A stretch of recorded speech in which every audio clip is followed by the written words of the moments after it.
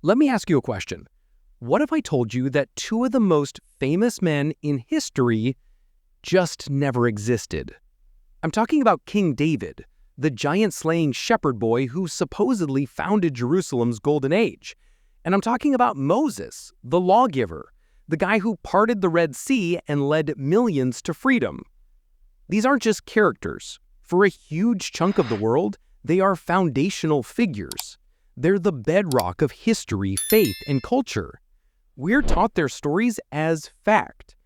But, and this is a big but, what if the evidence shows something else entirely? What if the stories we've all heard are just that? Stories. Epic, powerful, and influential stories for sure, but not history. What if the very book that tells us about them, the Hebrew Bible, the Old Testament, is basically a historical novel, a piece of national propaganda written almost 1,000 years after these men supposedly lived? Stick with me, because we're about to do what we do best here. Follow the evidence, not the tradition. We're going to pull back the curtain and see what history and archaeology actually tell us about these legendary men. And trust me, the truth is way more interesting than the myth. Let's get into it. All right, so let's start with the story we all know and love. We're kicking it back to around 1000 BCE. A humble shepherd boy named David, famous for taking down a giant with a slingshot, rises up to become the king of Israel. He's the complete package, a warrior, a poet, a king. He unites the scattered tribes, conquers the city of Jerusalem, and makes it the glorious capital of a massive empire. This is the Golden Age, the peak of ancient Israel's power and influence.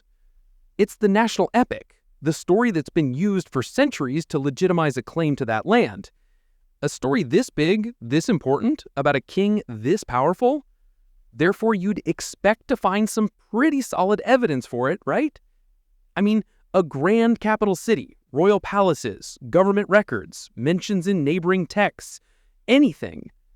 But when archaeologists, people who don't just take an old book's word for it, started digging, they found a whole lot of nothing. Seriously, in the 10th century BCE, the supposed time of this grand united monarchy, Jerusalem wasn't a sprawling imperial capital. It was a small, poor, sparsely populated hill country village. We're talking a few hundred people at most. No grand palace, no monumental walls, no evidence of a powerful central government. Prominent archaeologists like Israel Finkelstein at Tel Aviv University have been pointing this out for years. The archaeological reality on the ground just doesn't match the epic fantasy in the book. It's like reading about the Roman Empire and then digging it up to find a single campsite with a broken pot. The story in the book and the dirt on the spade are telling two completely different tales.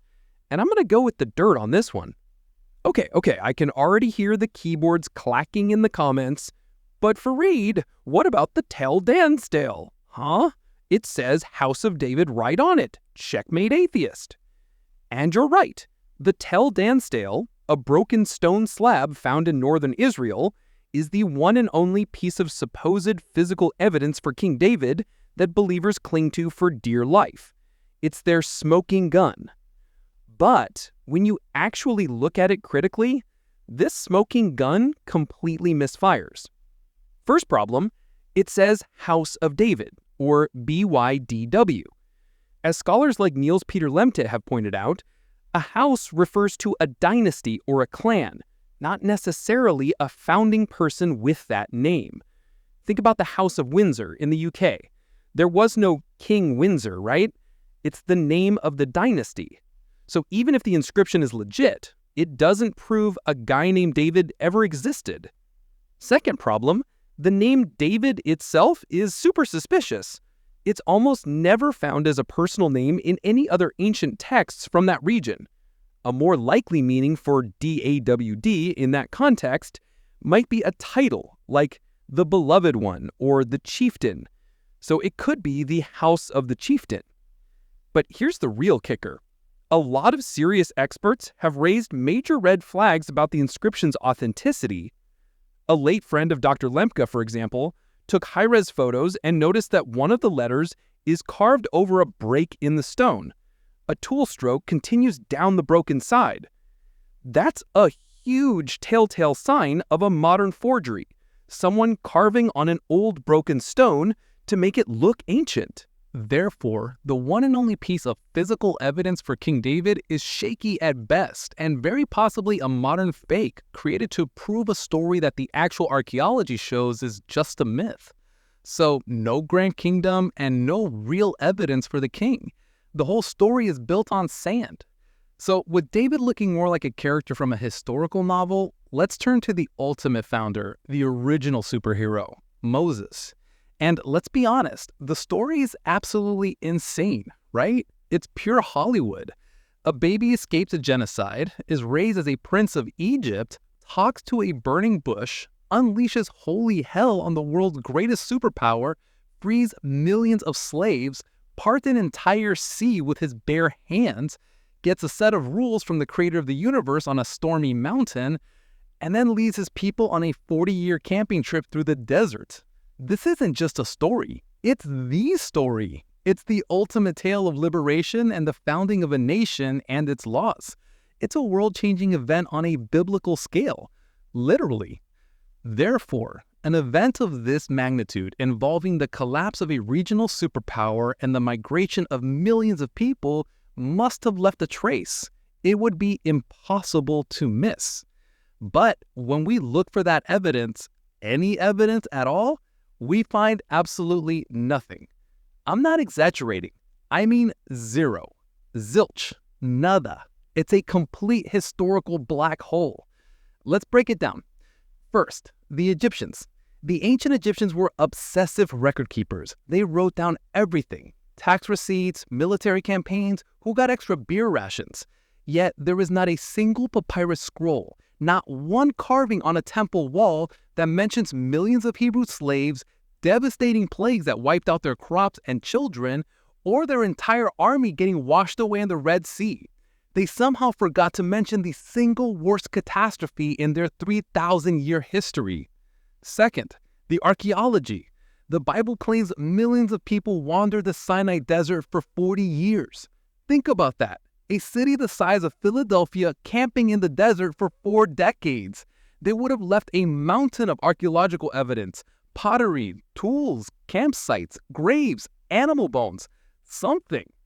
Archaeologists have scoured the Sinai. They found plenty of evidence of small nomadic groups from various periods, but a massive, decades-long migration? There's not a single shard of pottery to support it. And finally, the sheer absurdity of it. Scholars have pointed out the logistical impossibility. 2 million people walking in a column would have stretched from Egypt well into modern-day Saudi Arabia. The front of the line would have arrived in the Promised Land before the last people had even left Egypt. It's physically, logistically, and historically nonsensical. You can't hide millions of people for 40 years. The Egyptians wouldn't have just forgotten about it. The only rational conclusion is the simplest one. It didn't happen. So we've got no historical King David running a massive empire and no historical Moses leading a mass exodus from Egypt. The evidence just isn't there. This leads to the obvious question. If these stories are in history, what are they? And where on earth did they come from? To answer that, we have to do something radical. We have to leave ancient Israel and get in our rational time machine and travel forward in time almost 800 years. We're not in the dusty hills of Judea anymore. We're now in the 3rd century BCE in the greatest, most intellectually vibrant city in the world, Alexandria, Egypt. This was the Hellenistic period. Alexander the Great had conquered pretty much everything, and Greek language, culture, and ideas were completely dominant.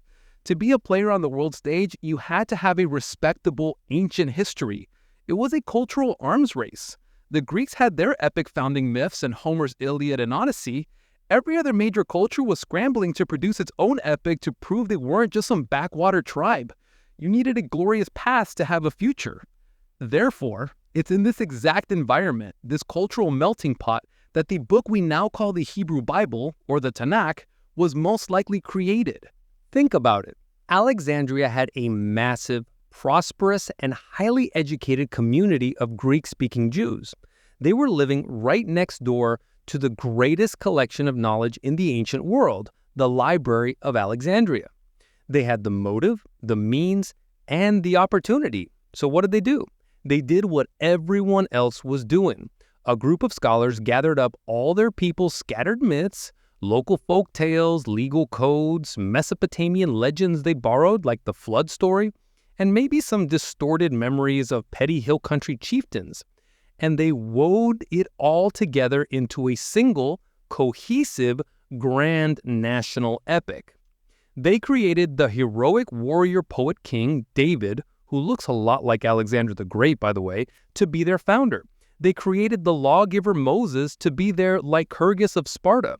They took all these disparate threads and created a magnificent literary tapestry, and we have the proof.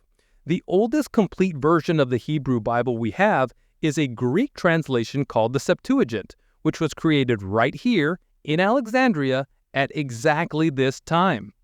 The book wasn't a divinely inspired record of history written over centuries in ancient Israel. It was a brilliant work of literature, a foundational myth crafted by scholars in the 3rd and 2nd centuries BCE to give their people a prestigious identity in a Greek-dominated world.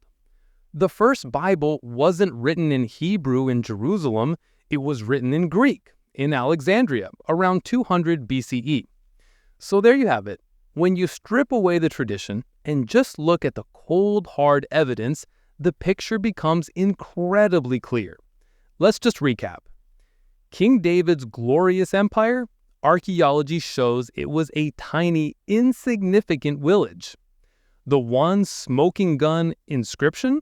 It's sketchy at best and likely a modern forgery. Moses leading millions out of Egypt? There is not a single shred of historical or archaeological evidence to support it. It's a physical and logistical impossibility. And the real origin of the Hebrew Bible?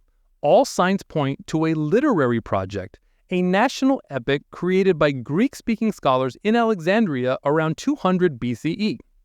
These are literary characters from a book that was compiled 1,000 years after they supposedly lived. Now, does knowing this make the stories less powerful? Maybe not. I mean, these myths have obviously shaped our world in countless ways. They've inspired art, laws, and entire civilizations. But it does mean they are not history. And understanding that difference is everything. We have to be able to appreciate a powerful myth for what it is without mistaking it for a factual account of the past. That's what critical thinking is all about. Thanks for sticking with me on this one. I know it's a lot to take in, so I really want to know what you think. Drop your thoughts in the comments below and let's talk about it. And if you like content that challenges assumptions and follows the evidence wherever it leads, make sure you hit that subscribe button and join us here at The Rational Farid. Until next time, keep questioning.